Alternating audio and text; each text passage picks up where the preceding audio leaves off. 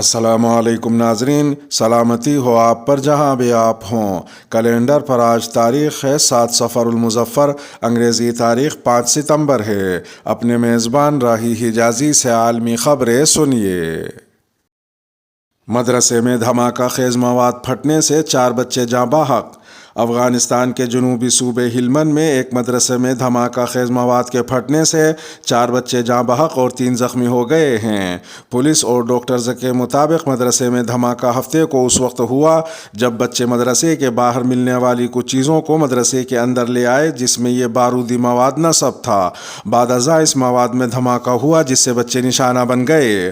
خبر رساں ادارے ایسوسی ایٹڈ پریس کے مطابق صوبائی پولیس چیف کے دفتر سے جاری کردہ بیان میں کہا گیا کہ ہلمند میں ہونے والا یہ واقعہ اس وقت پیش آیا جب بچوں کو دھماکہ خیز مواد ملا، جسے وہ اپنی درسگاہ کے اندر لے آئے اور اس سے کھیلنے لگے۔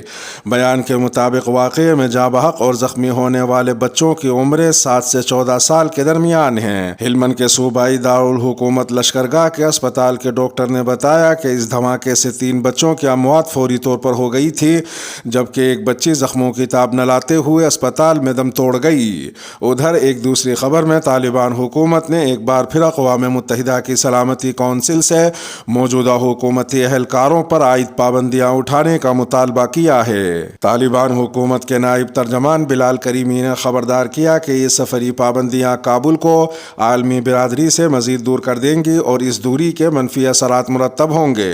انہوں نے مزید کہا کہ اچھی بات یہ ہے کہ وہ اکٹھے ہوں اور امارت اسلامیہ کو بین الاقوامی سطح پر ایک ذمہ دار اور دنیا میں نمایاں نظام کے طور پر سامنے لائیں۔ ان کا یہ بھی کہنا تھا کہ سفارتی ذرائع اختیار کرنے پر زور دیا جانا چاہیے۔ واضح رہے کہ سفری استثناء کی میعاد ختم ہونے کے بعد طالبان حکومت کے حکام نے گزشتہ 2 ہفتوں میں کسی بھی ملک کا دورہ نہیں کیا ہے، اور یہ واضح نہیں ہے کہ اقوام متحدہ کی سلامتی کونسل اس معاملے پر کب کوئی فیصلہ کرے گی۔ اسرائیل کے لیے جاسوسی کرنے والوں کو پھانسی دے دی گئی۔ فلسطین کے علاقے غزہ کی پٹی کی حکمراں جماعت حماس نے اسرائیل کے لیے جاسوسی کرنے کے الزام میں 2 اور قتل کے الزام میں 3 افراد کو پھانسی دے دی۔ حماس کی وزارت داخلہ کی جانب سے جاری کردہ بیان میں کہا گیا ہے کہ ان ملزمان کو اپنی صفائی کا مکمل موقع دیا گیا اور انصاف کے سارے تقاضوں کو پورا کیا گیا، جس میں سے 2 نے سن 1991 میں اسرائیل کو حماس سے وابستہ افراد اور راکٹ لانچنگ پیڈز کی معلومات فراہم کی تھیں۔ وزارت داخلہ کے بیان میں یہ بھی بتایا گیا کہ اسرائیل کے لیے جاسوسی کے الزام میں جن افراد کو پھانسی دی گئی ہے ان کی عمریں 44 اور 54 سال ہے، جو خان یونس کے رہائشی ہے، تاہم ان کے نام ظاہر نہیں کیے گئے۔ ادھر ایک دوسری خبر میں اسرائیل کی فوج نے کہا ہے کہ مسلح فلسطینی حملہ آور نے ایک بس پر فائرنگ کر کے 6 اسرائیلی فوجیوں کو زخمی کر دیا ہے، جن میں سے ایک کی حالت تشویشناک ہے۔ اسرائیلی فوج نے بتایا کہ حملہ مغربی کنارے کے علاقے میں کیا گیا، جس میں ایک عام شہری بھی زخمی ہوا۔ مغربی کنارے کی ہائی وے پر پیش آنے والے اس واقعے کے شبے میں اسرائیلی فوج کے مطابق 2 فلسطینیوں کو حراست میں لے لیا گیا۔ یہ واقعہ مغربی کنارے کو اردن سے ملانے والی مرکزی شاہراہ روٹ 90 پر پیش آیا۔ اسرائیل نے سن 1967 میں عرب اسرائیل جنگ میں اس علاقے پر قبضہ کیا تھا اور اس کے بعد سے یہاں اپنے شہریوں کی آباد کاری کر رہا ہے۔ ایک تیسری خبر میں ایران نے اسرائیل کے ساتھ روابط رکھنے کے الزام میں بہائی مذہب کے 11 افراد کو گرفتار کیا ہے۔ ایران کے سرکاری ٹی وی کے مطابق بہائی تنظیم کے 2 رہنماؤں کو حیفا کے بیت العدل میں تربیت دی گئی تھی۔ واضح رہے کہ اسرائیل کے شمالی شہر حیفا میں بہائی کمیونٹی کا روحانی مرکز قائم ہے۔ بالی ووڈ اسٹارز کی پاکستان کے سیلاب پر خاموشی نے برطانوی صحافی کو حیران کر دیا۔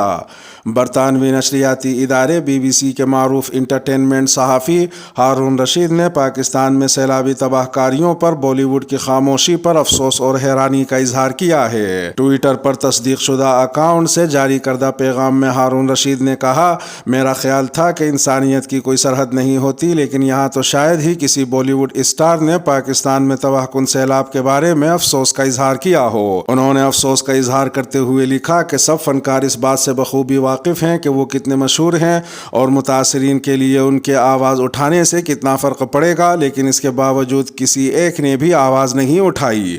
خیال رہے کہ پاکستان میں مونسون بارشوں اور سیلاب کی وجہ سے اب تک 1300 سے زائد افراد جاں بحق اور 3,30,00,000 سے زائد لوگ متاثر ہو چکے ہیں۔ پاکستانی حکومت اور سیلاب زدگان کے لیے پاکستانی مدرسوں اور مذہبی تنظیموں سمیت دنیا بھر سے مشہور شخصیات اور ادارے تعاون کر رہے ہیں۔ ادھر ایک دوسری خبر میں پاکستان میں آنے والے حالیہ سیلاب کے باعث زراعت کے شعبے میں بھی بڑی تباہی آئی ہے۔ آلو، پیاز اور ٹماٹر کی فصلیں مکمل طور پر تباہ ہو گئی ہیں، جس کی وجہ سے ٹماٹر کی قیمت 500 روپے جبکہ پیاز 300 روپے فی کلو تک ہو گئی تھی۔ تاہم حکومت نے ملک میں ٹماٹر اور پیاز کی قلت پر قابو پانے کے لیے بیرون ملک سے منگوانے کا اعلان کیا، جس کے بعد اب کراچی کے بازاروں میں افغانی اور ایرانی ٹماٹروں اور سبزیوں کی بھرمار ہے۔ ان ٹماٹروں کو اب 150 سے 160 روپے فی کلو فروخت کیا جا رہا ہے۔ روسی صدر کے پرجوش حامی رمضان قدیروف کیوں استعفیٰ دے رہے ہیں؟ چیچینیا کے روس نواز رہنما اور روسی صدر ولادیمیر پوتین کے پرجوش حامی رمضان قدیروف نے اس بات کا اشارہ دیا ہے کہ وہ عہدہ چھوڑنے پر غور کر رہے ہیں، جسے تجزیہ کاروں نے صدر ولادیمیر پوتین کے لیے دھچکا قرار دیا ہے۔ رمضان قدیروف نے سماجی رابطے کی ویب سائٹ جامع الکمالات ٹیلی گرام پر ایک ویڈیو بیان میں ایک کاکیشین اور چیچن قول ذکر کیا، جس میں ان کا کہنا تھا کہ ایک طویل انتظار کے مہمان کی کتنی ہی عزت ہو، اگر وہ وقت پر چلا جاتا ہے تو یہ خوشگوار ہوتا ہے۔ پھر کہا کہ مجھے لگتا ہے کہ میرا وقت بھی آ گیا ہے۔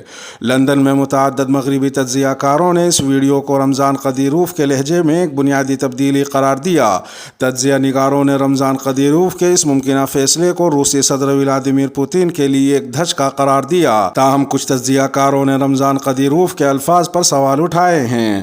ان کا کہنا ہے کہ چیچن رہنما نے ماضی میں بھی ایسی باتیں کہی تھی۔ دسمبر 2018 میں انہوں نے کہا تھا کہ وہ وفاقی سطح پر نہیں بلکہ ضلع کے صدر کی حیثیت سے اپنا کیریئر ختم کرنے کا ارادہ رکھتے ہیں اور عہدہ چھوڑنے کا ارادہ رکھتے ہیں، لیکن وقت گزر گیا اور قدیروف نے عملاً عہدہ چھوڑنے کے لیے کچھ نہیں کیا۔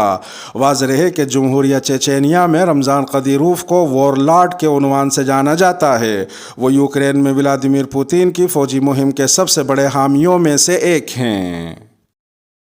یہودیوں کی مبینہ توہین پر برطانوی مسلم خاتون پولیس افسر معطل۔ ماضی میں نسل پرستی پر مبنی ٹویٹ کرنے اور شام میں مشتبہ شدت پسند خاتون کے ساتھ مسلسل رابطے میں رہنے والی برطانوی خاتون پولیس افسر روبی بیگم کو بالآخر معطل کر دیا گیا ہے۔ برطانوی اخبار دی ڈیلی میل کے مطابق 2016 میں میٹروپولیٹن میں بھرتی ہونے سے کئی ماہ پہلے انہوں نے social media plate form Twitter کا استعمال کرتے ہوئے یہودیوں کی مبینہ توہین کی اور 9/11 کے حملوں کا مبینہ مذاق اڑایا تھا۔ اخبار کے مطابق وہ غیر مسلموں کے بارے میں بات کرتے ہوئے اکثر کفار کی اصطلاح استعمال کرتی تھیں۔ انہوں نے 2014 میں لکھا کہ میرے مگ پر ہر طرف کفار کے ہونٹ لگے ہوئے ہیں، اسے دوبارہ استعمال کرنے کا سوال ہی پیدا نہیں ہوتا۔ تحقیقات کے بعد پولیس نے کہا کہ ان کے خلاف سنگین بد انتظامی کا جواب دینے کا مقدمہ ہے۔ اب ان کے خلاف مقدمے کی سماعت ہونی ہے، جس کی تاریخ کا تعین ابھی باقی ہے۔ انہیں 9 اگست 2022 کو معطل کیا گیا۔ واضح ہے کہ روبی بیگم کئی ماہ تک ایسی خاتون سے رابطے میں رہیں جنہوں نے 2014 میں یورپ سے فرار ہو کر شام میں داعش کی نام نہاد خلافت میں رہنا شروع کر دیا تھا۔ مذکورہ خاتون بعد میں مرد دہشت گردوں کی طرف سے اقلیتی گروپ یزیدوں کو جنسی غلاموں کے طور پر استعمال کرنے کا دفاع کرنے پر بدنام ہوئیں۔ روبی بیگم 2012 سے روبی 20 کے نام سے ٹویٹر اکاؤنٹ استعمال کر رہی تھیں۔ ان کے زیادہ تر یہودی مخالف تبصرے 2014 میں کیے گئے تھے جب اسرائیل نے غزہ پر وحشیانہ حملہ کیا تھا۔ انہوں نے ٹویٹ کی تھی کہ گندے یہودیوں، جہنم تمہارا انتظار کر رہی ہے۔ امریکی فوج میں خواتین کے ساتھ جنسی بدسلوکی کے واقعات میں ریکارڈ اضافہ۔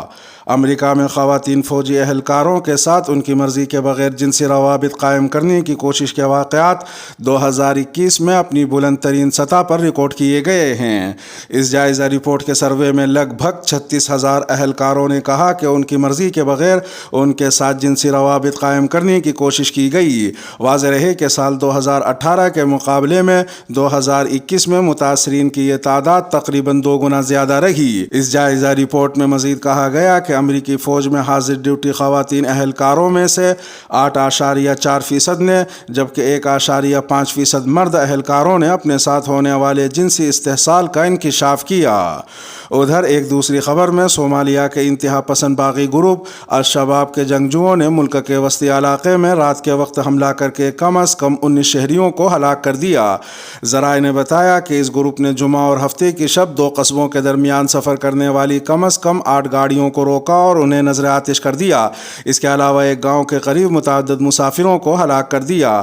دوسری جانب الشباب گروپ نے ایک بیان میں دعویٰ کیا ہے کہ اس نے ایسے جنگجوؤں کو نشانہ بنایا جنہوں نے حال ہی میں حکومتی فورسز کی مدد کی تھی۔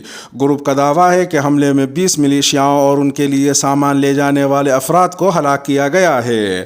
واضح ہے کہ الشباب گروپ نے یہ حملہ دارالحکومت موغادیشو کے ایک ہوٹل کا 30 گھنٹوں تک محاصرہ کرنے کے 2 ہفتوں کے بعد کیا ہے۔ اس واقعے میں 21 افراد ہلاک اور 117 زخمی ہوئے تھے۔